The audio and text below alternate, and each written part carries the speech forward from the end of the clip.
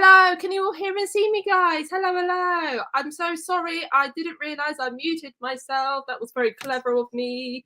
Hi, guys. How are you? Can you just let me know if you can hear and see? Yes, you can. Yes, amazing. You can hear and see me. Amazing, amazing. Okay.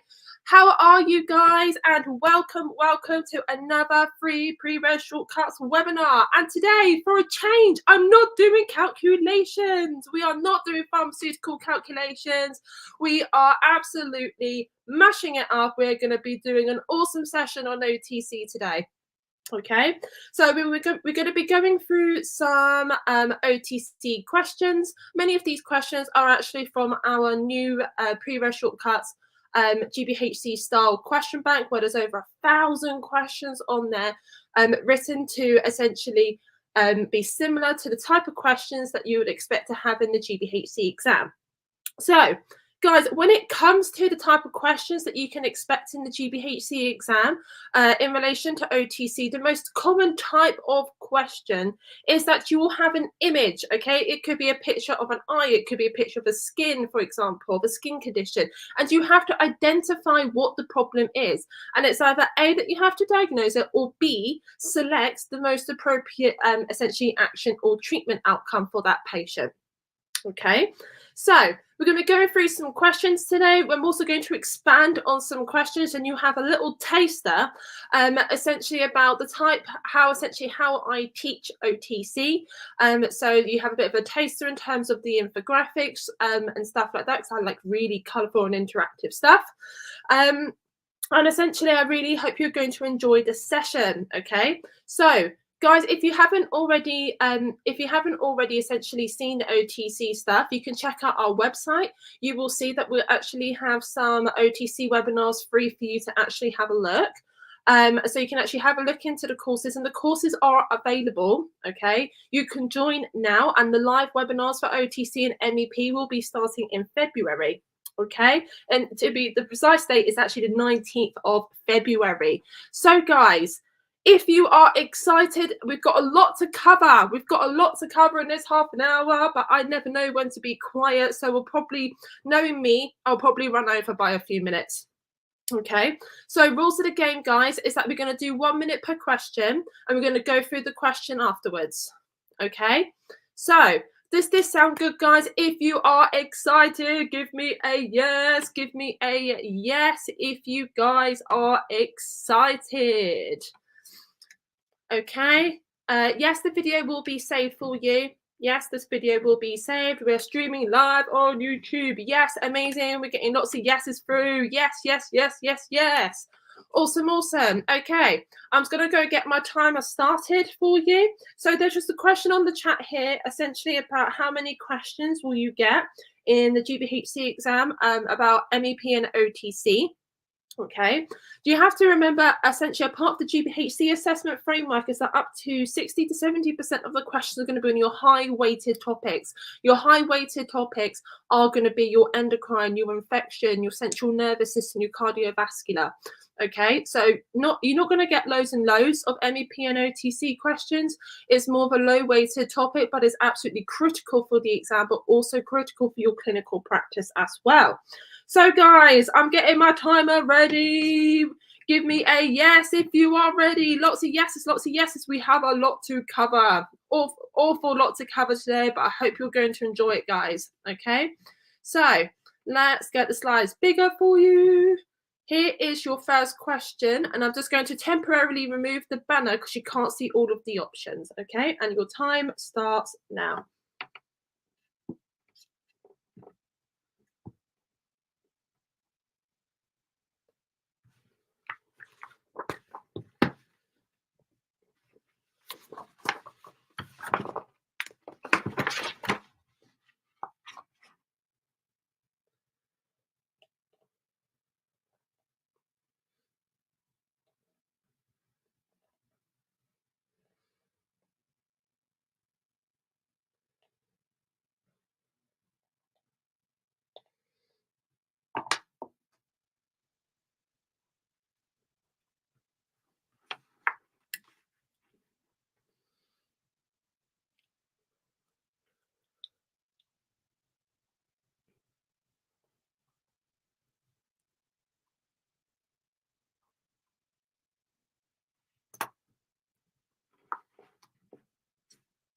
Okay, guys, that was your time. That was your time. Fantastic. We're getting lots of answers through. Amazing. E. There's so many of you guys. So many of you. You're absolutely smashing it. E. So you're all telling me it is impetigo. Fantastic. Okay. So that's absolutely amazing. Well done to all of you. The correct answer is, in fact, impetigo. Okay. So let's expand on this topic a little bit, guys.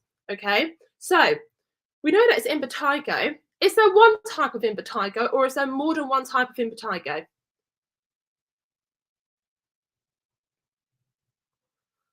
Just throwing it out there, guys. Just get you all active and interactive into this session. Yes. Okay. Fantastic. There's 2 different types of impetigo. Fantastic. Fantastic. Okay.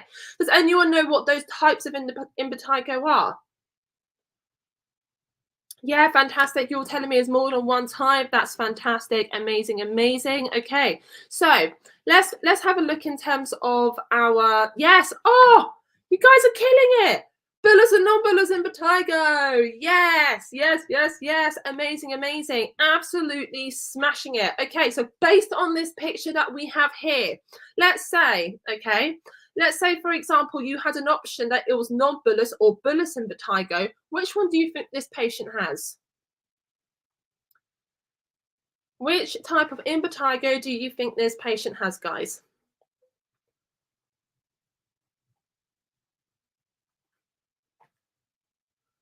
If you're not too sure, then it doesn't matter because we're going to go through it. We've got a nice infographic to go through. Non-bullous, fantastic. It looks like cornflakes, crusty cornflakes on the kid's face, doesn't it? Yeah, fantastic. Okay, amazing. Okay, fantastic. Okay, so here is like my little infographic. I'm just going to remove my face because obviously you can't see it all. Okay, so essentially we know that impetigo is a highly contagious bacterial skin infection. Okay, we know it can be caused most commonly by Staphylococcus aureus, but does anyone know what the other type of bacteria can also cause impetigo? Staphylococcus aureus, most cases, but there is another type of bacteria that can also cause impetigo.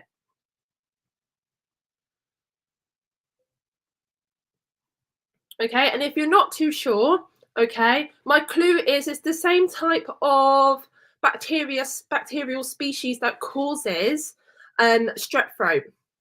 Yes, Streptococcus pyogenes. Yes, fantastic. Okay, fantastic. Tom, you are on fire. Absolutely on fire. Amazing. So Streptococcus pyogenes can also cause impetigo. It's highly contagious and it can be spread via direct contact. So we've established that essentially you can either have bullous or non-bullous impetigo, but what's the difference between the two? Non-bullous impetigo is the most common type of impetigo. Okay, and essentially is that you can get vesicles, okay, but we don't necessarily see it in the clinical practice because what happens is those vesicles rupture so quickly to burst into this really thick yellow and gold crust, okay, essentially around the mouth and around the nose. And if they're quite thick and it's giving it like cornflakes are going to be stuck onto the face. So I apologize if you like eating cornflakes in the morning. I have probably really put you off your breakfast. Okay, usually with non-bullous impetigo, patients don't have any systemic symptoms. Okay, they're generally fit and well in themselves. They just essentially just have this golden crust across their face.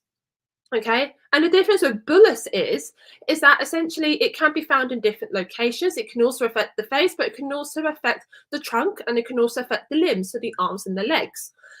You can get the fluid-filled vesicles, but the difference is that it actually lasts for about 2 to 3 days, those vesicles, and then they burst into a yellow-brown crust, but the crust is really, really thin.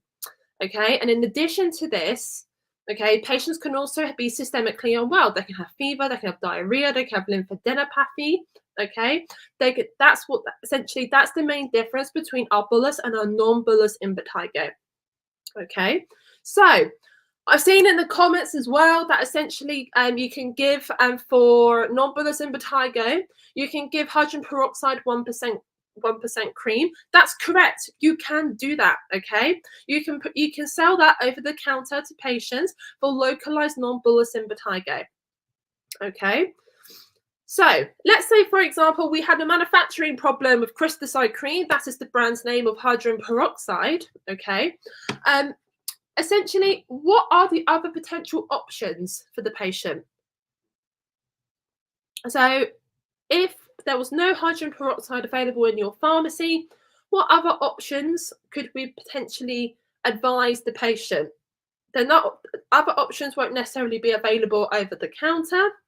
Will have to be on the prescription, but fantastic. You can give fusidic acid. Okay, you can give fusidic acid, 2% cream, which is going to be, and the dosing is going to be 3 times a day for a period of 5 days. Or you can also use mupirocin cream as well, and that's dosed at 3 times a day for 5 days as well. Fantastic. Okay, if, for example, there was widespread non-bullous impetigo. So it was definitely non-bullous impetigo. So it's the golden, basically it's your golden crust, that thick cornflakes, okay? And it spreads, for example, on the arms and the chest, for example, that really, really widespread. What would we give in that case? Okay. So Layla's saying flucloxacillin if fever. Yes, fantastic. Okay. Even if it was just widespread non-bullous impetigo, you can actually give flucloxacillin. Yes, fantastic. What if the patient was allergic to penicillin? So let's say the patient was me. Okay, I have an anaphylaxis reaction to penicillin. What would you give me?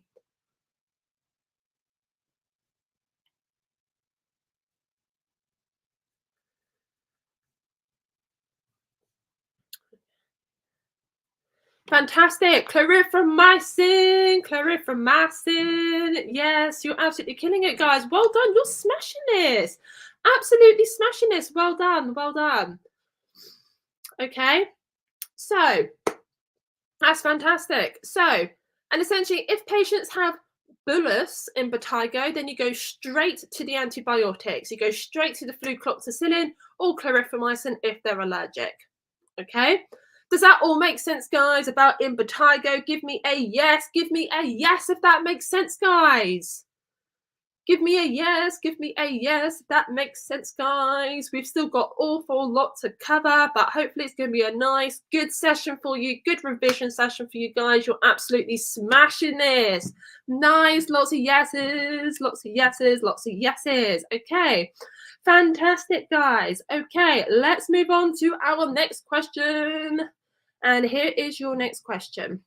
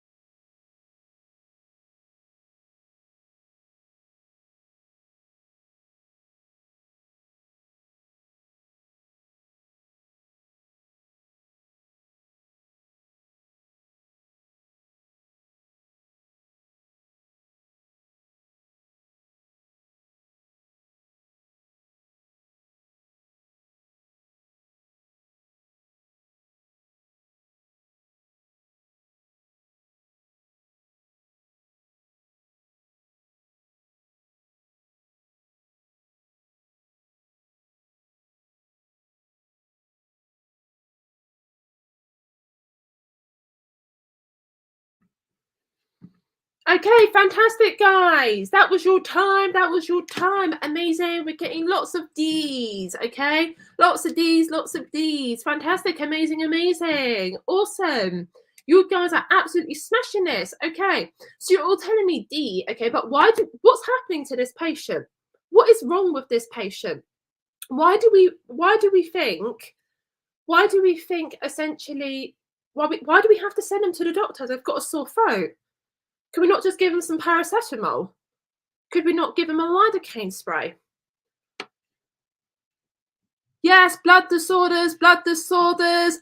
Ah, damn, you're on fire. Remember the 4 C's and don't forget about sulfur. That's it. It's absolutely smashing. Okay, so you're all telling me blood dyscrasias, okay? So essentially, this patient essentially is going through has signs and symptoms of neutropenia. okay? Because MHRA warnings associated with carbimazole that it can increase the risk of neutropenia, and if there's any, essentially, if we do query that, we need to actually test essentially white blood cells, okay? So the patient at the moment currently only has a sore throat, okay? So what are some of the other potential signs and symptoms of blood dyscrasias?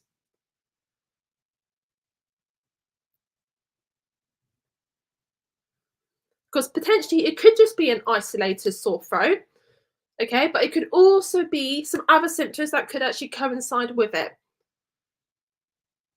Yes, fantastic. Unexplained bruising or bleeding. Yes, fantastic. Unexplained bruising or bleeding, okay?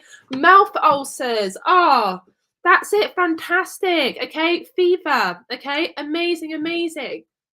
Amazing. You're absolutely killing it, guys.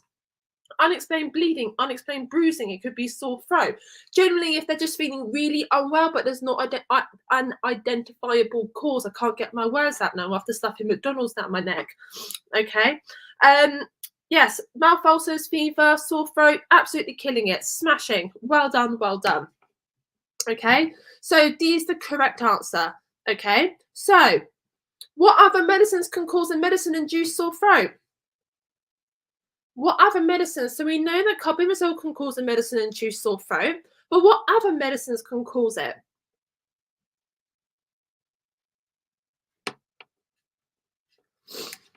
We had a clue earlier about the 4 C's, and don't forget about sulfur. Yes, fantastic. So we've got things like methotrexate. Okay, yeah, methotrexate. Yeah, fantastic. Okay, so medicine-induced sore throat. Okay. So this is what I'm going to say to you is medicine-induced sore throat, okay? Medicines that can cause blood disorders, okay? Those medicines that cause the blood dyscrasias, and that's actually the underlying cause of the sore throat. It's the 4 C's, but don't forget about sulfur, okay? Clozapine, okay? Cytotoxics, okay? Carbimazole, captopril, okay? And don't forget about sulfur drugs. For example, sulfasalazine can also cause blood disorders as well. Okay, so when it comes to medicine-induced sore throat, okay, in relating to medicine-induced sore throat causing blood dyscrasias, don't forget about the 4 C's. That is the 4 C's, but don't forget about sulfur. Okay, does that make sense, guys? Give me a yes if that makes sense, guys. Give me a yes. Give me a yes if that makes sense. Okay, fantastic. Okay, you guys are actually killing it. Thanks for mnemonic, no problem, no problemo. The OTC course is full of mad and wonderful things, okay? So, amazing, lots of yeses. Okay, so Mr. Go Hill, okay? If you guys actually look at all of my OTC and MEP webinars on our website, if you enroll onto our course, you will know that I use my fiance as a case study for everything, okay? Poor man, I've made him have every disease under the sun, okay? So, Mr. Go Hill presents to the pharmacy. Go Hill again. Dan, you know Dan, yeah? So, Mr. Go Hill presents to the pharmacy with a sore throat, okay?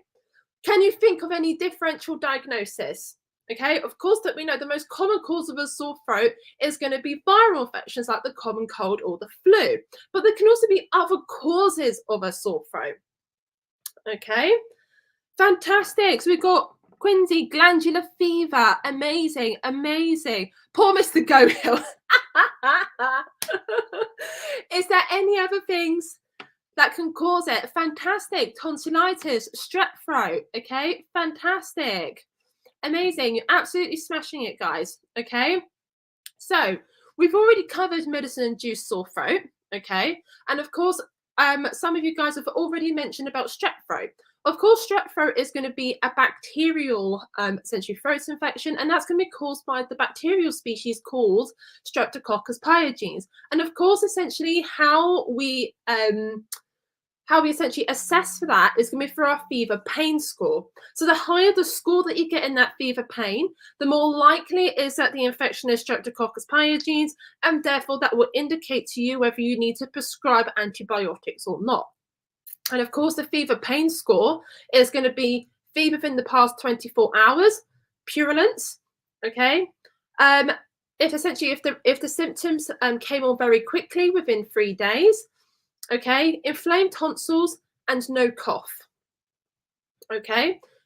Sore throats can also be caused by trauma, and you're probably thinking, I haven't like you're not we're not talking about punching people on the throat or anything like that, but it can be as simple as patients who have GORD, gastroesophageal reflux disease, where essentially you have that acid reflux. The reflux is going up the esophagus, going to the back of the throat, and it can actually burn the back of the throat, giving you a sore throat. Okay, and smoking can also cause a sore throat as well. Carcinoma, a less likely cause of a sore throat to be presented in the community pharmacy. Okay. But essentially, kind of like with a sore throat, essentially with carcinoma, they can have the sore throat, but essentially they will have dysphagia. What is dysphagia, guys? What is dysphagia?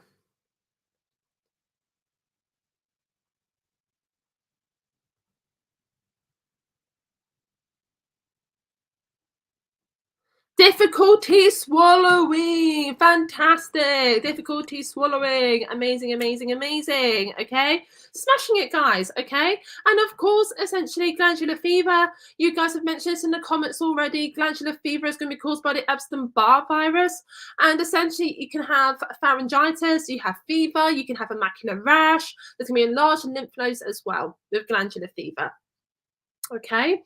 So that's us expanding a little bit on sore throats. It was only kind of like a bit of tip of the iceberg. Okay, but does that all make sense so far, guys? Okay. So if that all makes sense so far, just give me a yes, because now that we've looked into essentially medicine-induced sore throat, okay, we looked into medicine-induced sore throat, we've looked into potential differential diagnosis, okay, and essentially now, okay, Mr. Gohill again presents to the pharmacy of a sore throat, but can you think of any red flag referral criteria for sore throats? So if Mr. Gohill presents to the pharmacy, okay, what were the sort of things you'd be like, oh no, I cannot treat you here, you've got to go to the doctors, okay? Can you think of anything, guys? I have an absolutely crazy, crazy mnemonic, okay? Essentially about how I remember this. Okay, so yeah, so basically swallowing difficulty, we're looking at basically in terms of duration. Fantastic, fantastic. Okay, so essentially, I remember it's this. Okay, drunken, dangerous chickens talk absolute madness. Okay, and you're thinking, what on earth, Georgina, are you talking about? Have you actually lost your mind? Okay, so easiest way for me to essentially to remember this: duration. Okay, duration. If they had the sore throat for a long time, okay, dysphagia, okay, cervical lymphadenopathy, which is going to be the swollen tonsils or swollen lymph nodes, tonsillar exudates, which is the fancy word for pussy tonsils, medicine-induced sore throats, and also associated skin rash. Okay, and associated skin rash is important because it was a macular rash that could actually indicate that that patient may have glandular fever. Okay, so we're talking about red flag referral, guys. Just remember, drunken, dangerous chickens talk absolute madness. Okay, does that make sense about the red flag referrals for sore throat, guys? Give me a yes if that makes sense, or give me a chicken, like.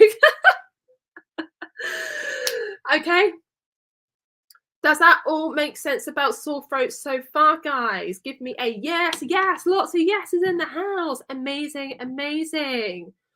Awesome. Okay, let's go on to our next question, guys. Okay, so I'm just going to time you 1 minute now.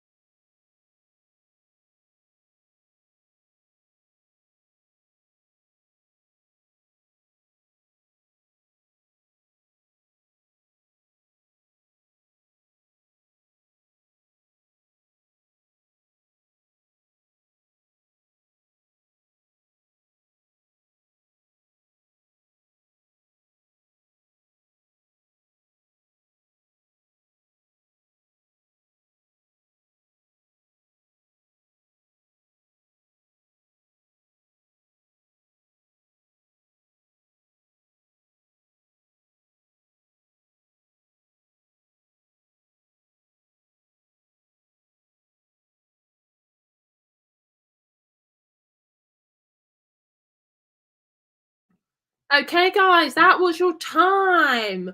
That was your time. So we're getting a bit of mix of answers. We're getting mostly B's, mostly B's, mostly B's.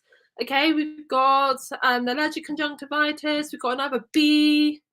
Okay, we're getting some B or B. Fantastic. Okay, so essentially she just woke up this morning, okay, with a sticky discharge, okay, on her eyelid and her lashes. It's her, essentially her right eye is red, itchy and watery, okay, but she's actually woke up with sticky discharge on her eyelid and also on her lashes, okay. So no history of eye problems in the past, otherwise healthy, doesn't wear contact lenses, okay. So all of you guys who put B, that is the correct answer. It's bacterial conjunctivitis. What's telling us here in this scenario that is bacterial conjunctivitis?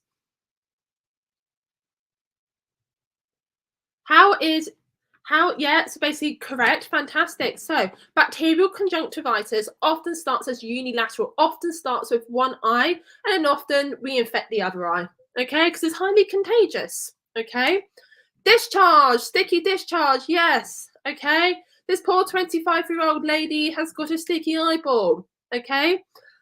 Fantastic, fantastic, okay. So how is bacterial conjunctivitis different from that, from viral conjunctivitis? How does it present? How is it slightly different in terms of its symptoms?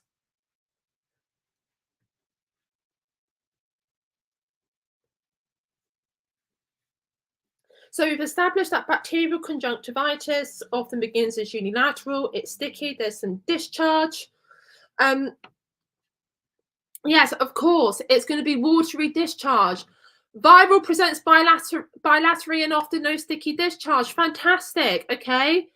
Fantastic, okay. So here is my nice little table, okay?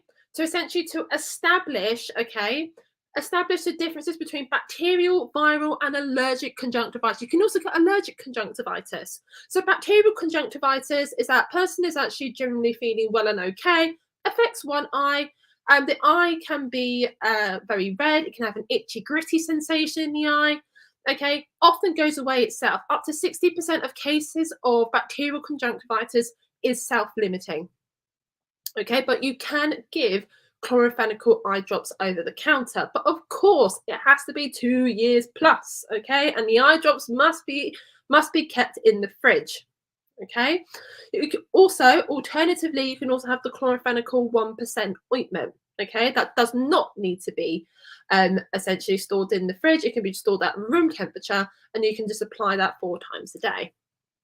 Okay, viral conjunctivitis, you're spot on, guys. Affects both eyes simultaneously. Often comes along with a cough and a cold. Okay, cold and flu symptoms. Both eyes are going to be affected. Okay, both eyes are going to be affected. Eyes are going to be feeling quite itchy and gritty, but you're going to be having this watering down of the eyes. It's not going to be the sticky discharge, it's going to be the watering of the eyes. Okay, allergic conjunctivitis, okay, is very similar in many ways to viral conjunctivitis. It affects both eyes, it's watery, but it only feels itchy. It doesn't have that gritty sensation. Okay, how long essentially it's present for, it depends on the exposure to the allergen, because most people will have hay fever and also have allergic conjunctivitis as well.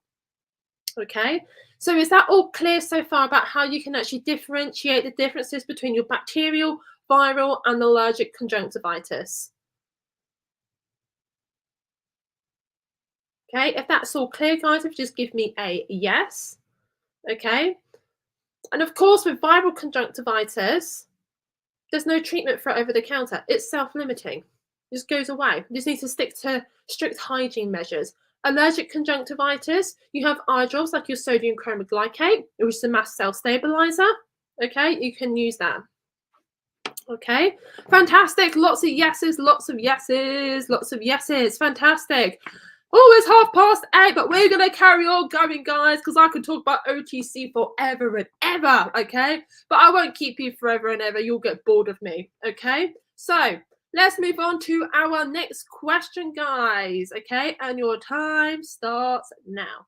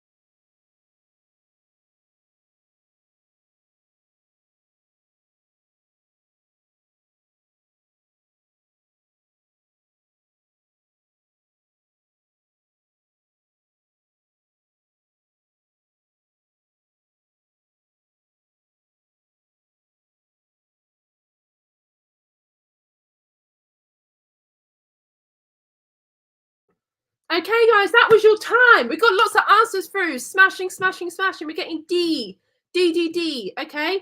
If you're going to call an ambulance, what do you think's wrong with this patient? Maybe a heart attack. Fantastic. The patient could be suffering from either a STEMI or an NSTEMI. Okay. Fantastic. Could be a heart attack. Oh, the little emoji of the heart. Yeah, fantastic. We're thinking heart attack. Okay. So, okay, I'm just going to throw this question in here because I love ECGs. Okay. I can read an ECG. I actually just love it. I just like looking at an ECG. I may be weird. I don't know. I just enjoy doing it. Okay. So, does anyone know how you can tell the difference between a STEMI and an NSTEMI on an ECG?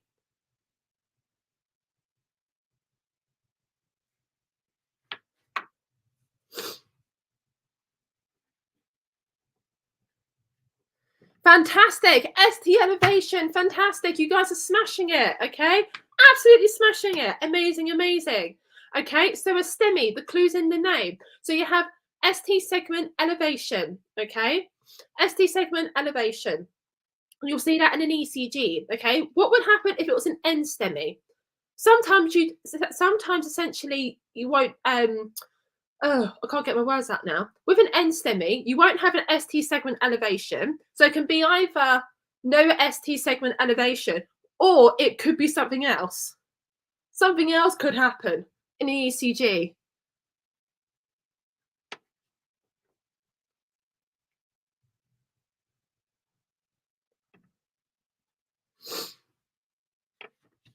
Okay. So, yeah, you can actually have an inverted T wave. Okay. You can actually have an inverted T wave, and that's how you can tell the difference on an ECG. So if you're ever working in a hospital, okay, and you ever come across essentially an ECG and you have a myocardial infarction patient, you'll often see the ECGs at the back. Okay. You see the ECG at the back, you can read it and be like, oh, then you can tell if it's a STEMI or an NSTEMI. Fantastic. Okay. Amazing, amazing. Okay, guys. Right. I think we've got one last question, guys, and then it's raffle time for one of you guys to be a lucky winner for a 1 week trial of our standard program. Okay, guys, are you ready for the last question of the evening? If you are ready, give me a yes. Give me a yes if you are ready, guys. I've just got to send a link for your resource for this question. I know, I'm mixing it up, guys. It's an OTC question, but with a resource. Like, what is going on? Okay, that's it. My chocolate milkshake from McDonald's has sent me hyper. Okay. So, okay, guys, can I please make sure that you can open this link? Okay, chances are it will probably ask you if you are a professional. If you click yes, it will open up for you. It should. It should open. So just please let me know if it opens for you.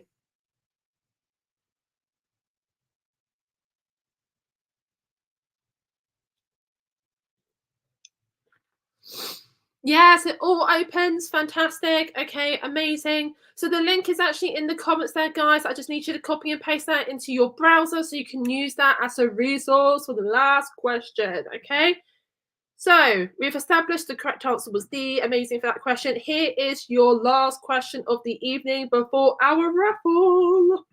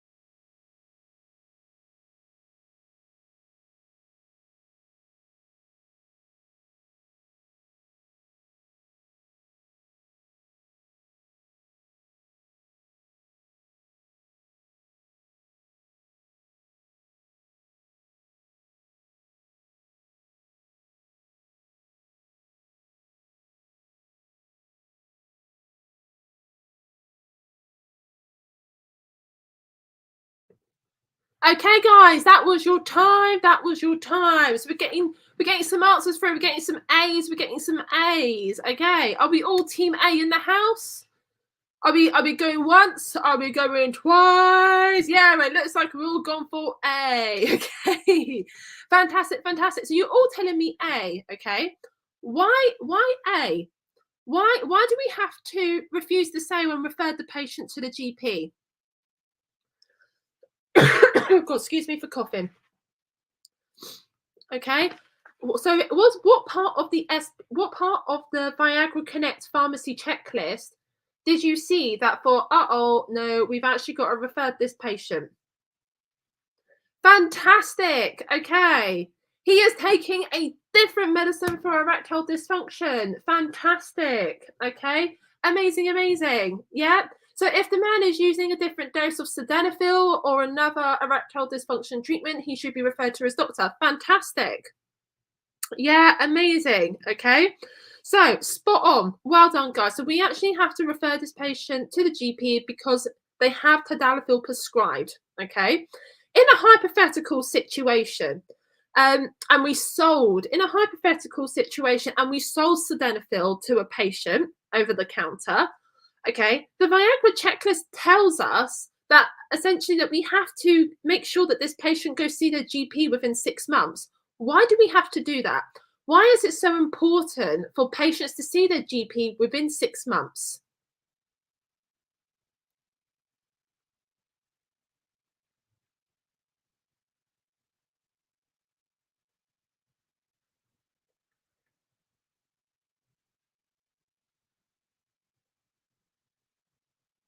So the reason why we have to ensure patients actually have to get seen within a 6-month period, okay, is essentially to establish, okay, yeah, fantastic. Well done, well done. I think I've got a delay on the YouTube with my internet connection, so I apologize.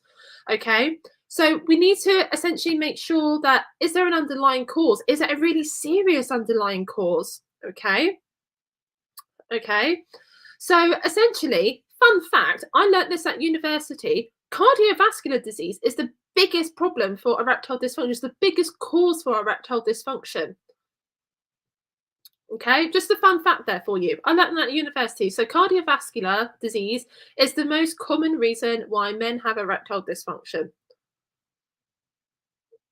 Okay, that's just a fun fact there for you guys. Okay, fantastic, fantastic, fantastic. Okay, guys, who loves a freebie? Who loves a freebie? Give me a me. Give me a me if you love a freebie, guys. If you want to be one of the lucky winners tonight to actually win a free 1-week trial of our standard program. Our standard program has our MEP, it has our OTC, it has clinical, and it has calculations. Okay, you can join our course at any time. You can check out our website. We've got some free OTC videos on there for you, some free MEP videos there for you. Okay.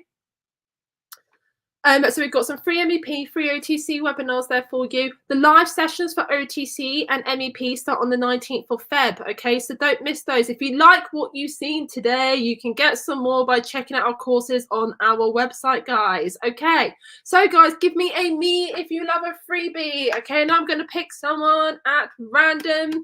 I will close my eyes. I'll get my cursor ready just so I can scroll up and down. Closing my eyes.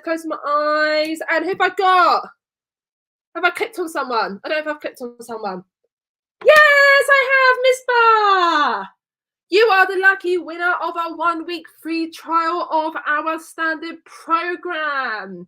So congratulations. What you need to do is that you need to email Uma at pre-res shortcuts. I'm just going to pop it down here for you, Uma at preresshortcuts.com.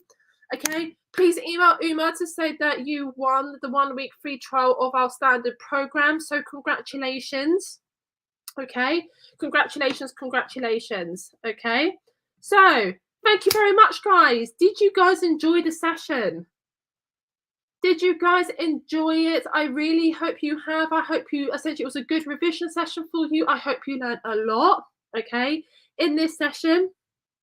Okay, so please do feel free to check out our courses on our website. Yes, fantastic. You're very welcome. You're very welcome, guys. You are very welcome. Okay. You're very welcome. I hope you enjoyed it. Okay, we're gonna have some more sessions. We've got some more YouTube sessions coming through till I think it's the 7th of Feb. It's the last free YouTube session. Okay, you're very welcome. You're very welcome, guys. Have a nice evening. Okay, have a nice evening. Okay, have a nice evening. Enjoy yourselves. Okay. Enjoy yourselves. It's really important to relax if you're revising. We have trainee pharmacists and undergraduates here. It's important to revise, but also really important for you to rest and look after your mental and physical well-being as well. Okay, guys? So, thank you very much, guys. And essentially, we will see you next week. See you later, guys. Bye.